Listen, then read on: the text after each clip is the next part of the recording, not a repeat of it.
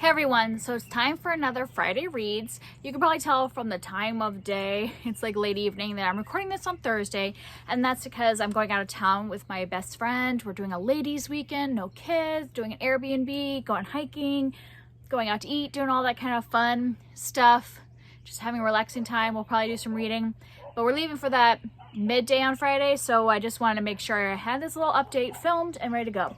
So last week, if you saw my Friday Reads, I had started like all the things at the beginning of the May, and I have finished a few things since then, but I've also started new things. So we're just continuing the trend of me just wanting to start all the things. So let's talk first about the things that I have finished so far this week. So I finished Spy Family 4, and I'm loving this series. If you are new to manga, I would highly suggest picking this one up. Sorry, the neighbor's dogs are barking like crazy. So yeah, I would definitely recommend this one because it's just fun. It's just like silly antics, but then also a cute family and sweet moments and exciting moments because it's all about like a made-up family that's like doing spy work. Yeah, it is a lot of fun. And then I finished Are and the Nectar of Immortality, which is the end of the season, or the whole series. And my daughter and I have been listening to these in the car and we loved it. I liked the ending. I liked how it all wrapped up. I thought it was a explosive ending. This wasn't, I would say book 4 and 5 weren't my favorites in the series, but I just love all these characters. Just love them all.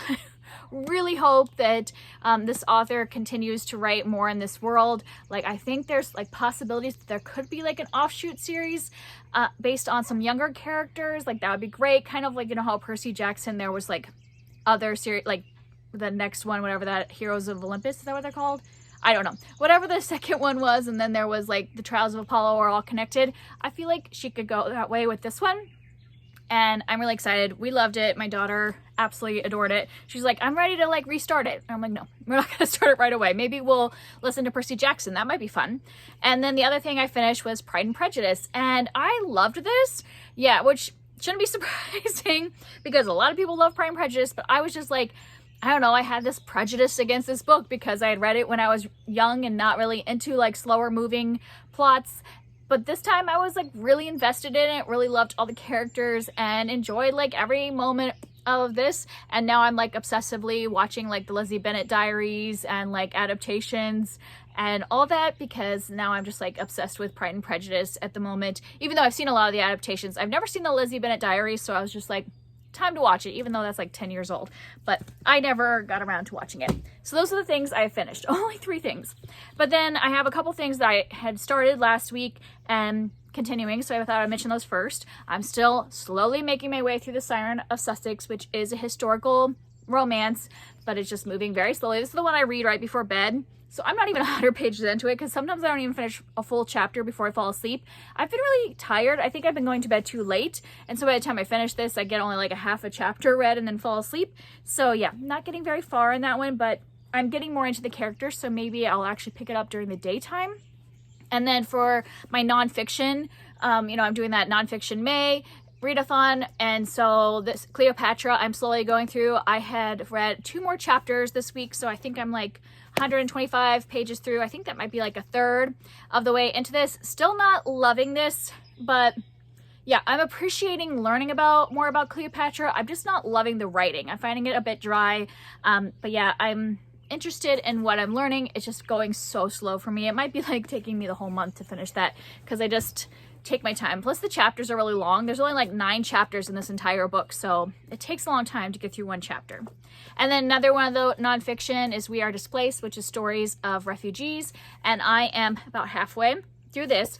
And this one, okay, so this is one where I am enjoying this. I'm glad I'm reading it, but I wish it had more. Like, this is pretty short, but it has a lot of people's stories, and it just feels like the Cliff Notes version of everybody's stories. Like, it doesn't really feel like there's a lot of motion or we're hearing any kind of depth to the stories.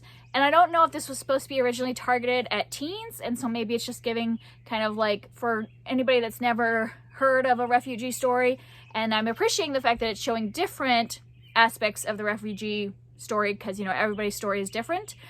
So I appreciate that we get a variety, but I just don't think there's enough depth for each of the stories. They don't give enough time. Like I'm just thinking this one story I just read is 7 pages long. I think that's just not a lot to hear about what somebody went through. and it's a big thing to have happen to them, to have to flee their country, and just, I want more about that from each person. And then, okay, sorry, I had to reach down and get my pile. So the other one that I think it's, yeah, only one more nonfiction that I'm working on this week, and I picked up Jane Against the World. This is Roe v. Wade and the Fight for Reproductive Rights. And I figured that this was very timely. So, you know, I had this on my TBR on Goodreads for a while, and I've been meaning to read it. I think this book is like maybe 3 years old. So I've been just like meaning to get around to it. Yeah, it's 2 years old. I've been meaning to get around to it at some point. This seemed like the right time. And this is, I'm already halfway through this. This is really like going fast. It's really well written, I think, and informative. I'm learning a lot from this. This is talking about like the history of abortion, the history of birth control, just kind of like going through how things were in different time periods. So it's all leading up to Roe v. Wade, but it starts like back in the 1800s and kind of like different time periods and what was going on in this like change in women's rights and reproductive rights and all that. So it's giving a very basic overview, but I'm appreciating the way it's written. Like, I don't feel like it's dry. I feel like it's really focusing on people. Like, it's showing, every chapter is actually like a person's name, really. Like, not everyone, but like most of them are a person's name, and focusing on like somebody that was, you know, important at that time period to reproductive rights. So I like that it's focusing more personally instead of just like the law stuff. Like, there is the law stuff, but we are also focusing on the people.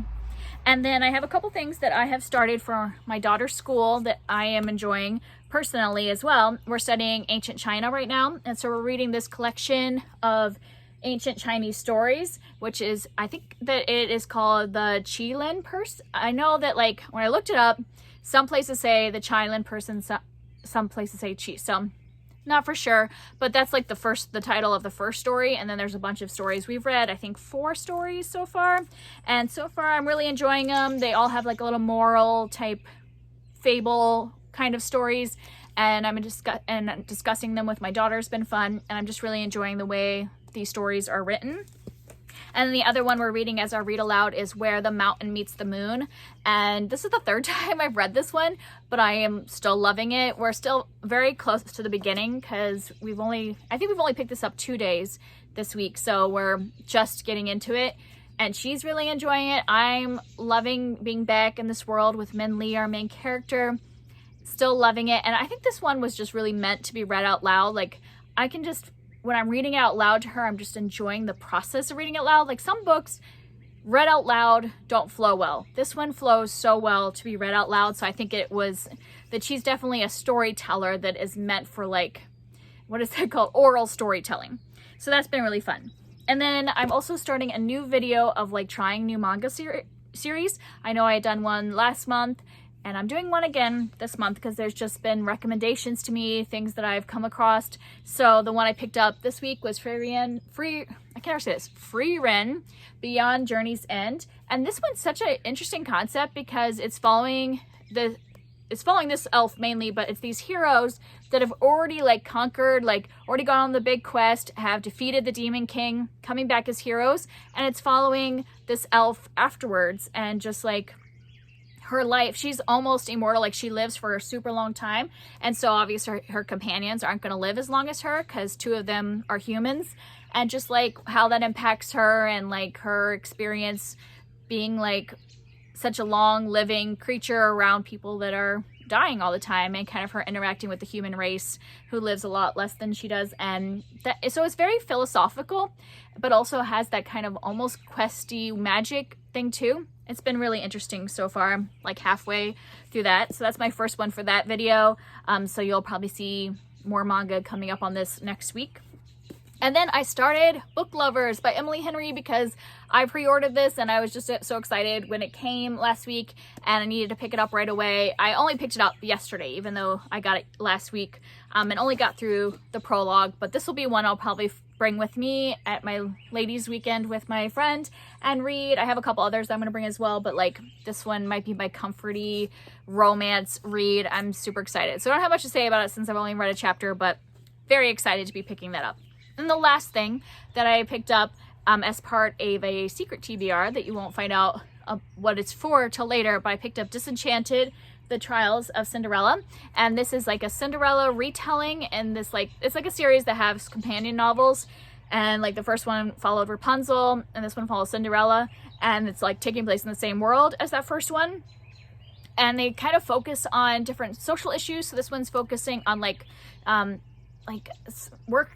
workers, like laborers, and like our main character Ella, the Cinderella character, her mother died in a sweatshop, so it's kind of focusing on labor rights and all that as the like main social thing, but then it's also kind of a Cinderella story too. So I'm assuming Cinderella and the prince will meet sometime. I'm at page 100 and they have met, but it isn't like, they're not like propelled together like at the ball yet or anything like that. They've just kind of met randomly, and we're following both the prince and Cinderella, and also a fairy, because there's fairy god people. I don't know. Like I think I don't know what he's called exactly, but yeah, he's a fairy godfather. So yeah, those are the people we are following, and it's interesting so far. I'm enjoying it. So yeah, I started a lot of new things, but making some good progress in some of the things I had started last week as well, and enjoyed everything I finished, right? So that's good. Everything is going well with my reading. I'm enjoying it. How are you guys doing? How is your reading? I hope you're enjoying lovely weather like we are. This is my butterfly garden that's back here, and every year my kids give me perennials for Mother's Day. So it's, you know, we only planted it a couple years ago, so it's taking a while. But you see, we got, I think they gave me 6 plants this year. So we planted them yesterday and then we mulched it. So I'm going to get some annuals to make it colorful, since right now the perennials are so tiny right now. There's a couple that we planted 2 years ago. That was when we started it, that are starting to get a little bigger. Like you can see the butterfly bush right there is starting to get big. And we have a rose at the end. I don't know if you could see the rose. Yeah, by the bird bath, there's a rose. But everything else is just little baby perennials. So I'll get some annuals, color that up. Very excited for the warm weather. I'm just babbling now. So I'm going to end this. I hope you have a good weekend, and I'll see you next time. Bye.